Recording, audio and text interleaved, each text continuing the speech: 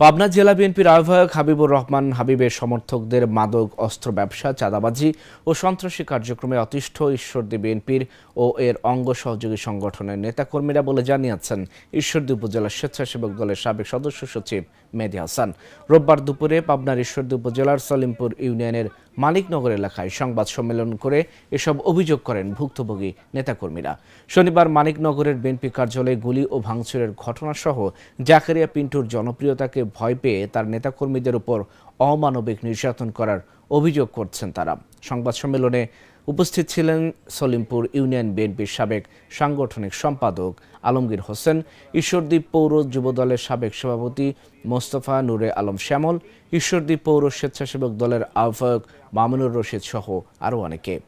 কয়দিন আগে আমরা শুনলাম গোলাগুলি করছে। আপনারা একটা খোঁজ নিয়ে দেখবেন যে আশপাশে মারধর, চাঁদাবাজি, কারোর যদি কোনো গ্যাঞ্জাম হয় দেখবেন যে ওই গ্যাঞ্জামের কারণে দুই পক্ষের হয়েই যায়, এক পক্ষের কাছ থেকে দুই পক্ষের কাছ থেকে বুঝায় টাকা নেয়। এটা হলো নিত্যদিনের একটা ঘটনা ঘটে গেছে, আপনারা তদন্ত করলে পাবেন।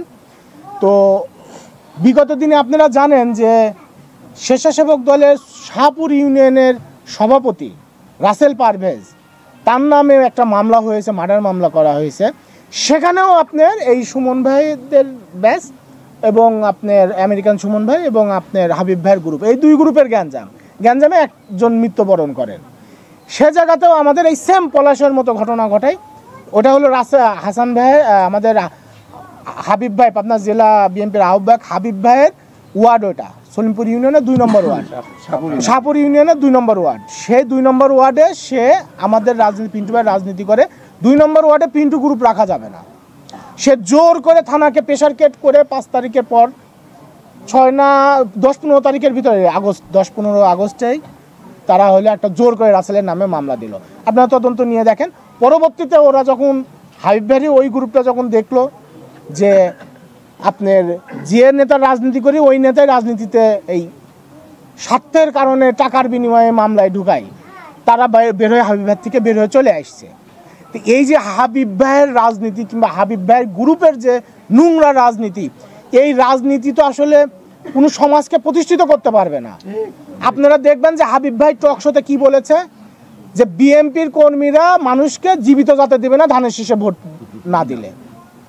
এটা বিএনপিকে কত বড় ছোট করছে এবং প্রশ্নের সম্মুখীন করছে আপনারা কিন্তু মিডিয়া যারা আছেন তারা জানেন। আপনারা দেখবেন যে সে কি বলছে, অস্ত্র হাতে তুলে নিতে বলছে, জিব্বা কেটে কালো কুত্তা দিয়ে খাওয়াবে। কেন স্বাধীনতা নাই কথা বলার? কিসের জন্য এত আন্দোলন সংগ্রাম হলো? কিসের জন্য? তো জিব্বা দিয়ে কাটে ফেলবে, তাহলে তো তিনি অন্যভাবেও তো বুঝাইতে পারতেন তিনি কি সন্ত্রাসী কার্যক্রমে প্রশ্রয় দিচ্ছেন। শুধু তাই না, আপনারা জানবেন যে নদীপথে কাকন বাহিনী নামে একটা বাহিনী আছে, যেটা আলোচিত ঘটনা সারা বাংলাদেশের। এরা ওখানে, আমরা যত রিসেন্ট একটা ইনফরমেশন পেলাম, ওখানে অস্ত্রের প্রশিক্ষণ দেওয়া হচ্ছে। আওয়ামী লীগ যে সুসংগঠিত হচ্ছে ওখানে অস্ত্রের প্রশিক্ষণ দেওয়া হচ্ছে। তাদের পক্ষ নিয়ে হাবিব ভাই টক শোতে গিয়ে, যদিও বা তিনি ক্ষমা চেয়েছেন পরে ফেসবুক লাইভে এসে, তিনি সেখানে বলেছেন যে তারা ভালো এবং বিএনপি যারা এর প্রতিবাদ করছে তারা সন্ত্রাস, প্রশাসন সন্ত্রাস, এইভাবে টকশো করেছেন। উনি কিন্তু ক্ষমা চেয়েছে, তারপরও এই হলো উনি আর ওনার নেতাকর্মীর কার্যক্রম। তো এই জায়গাতে উনি আসলে এই রাজনীতিতে আমরা ঘৃণা জানাই, এর প্রতিবাদ জানাচ্ছি। আমি স্বেচ্ছাসেবক দলের পক্ষ থেকে প্রতিবাদ জানাচ্ছি। এখানে আজকে সলিমপুর ইউনিয়ন বিএনপি, যুবদল, ছাত্রদল, আমাদের ঈশ্বরদী উপজেলা যুবদল এবং স্বেচ্ছাসেবক দল, ছাত্রদল সকলে আজ এখানে উপস্থিত, নেতৃবৃন্দ উপস্থিত আছেন। এই ঘৃণিত যদি আপনারা প্রমাণ করবেন, যদি এই ধরনের এদের এই মাদক ব্যাপারে যে টাকা ভাগাভাগি নিয়ে যে ঝামেলা কিংবা একে অপরের সাথে গ্রুপিং, এইটার সঙ্গে আমাদের কোনো দিক দিয়েই তো মেলেও না, সম্পৃক্ততা যদি থাকে আপনারা যে শাস্তি দিবেন আমরা মাথা পেতে নেব, আপনারা জাতির সামনে উপস্থাপনা করবেন প্রয়োজন।